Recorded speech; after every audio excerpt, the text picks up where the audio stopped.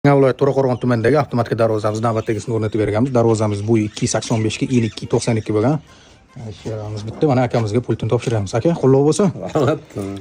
Allohga shukr. Orzu qildik, havas qildik.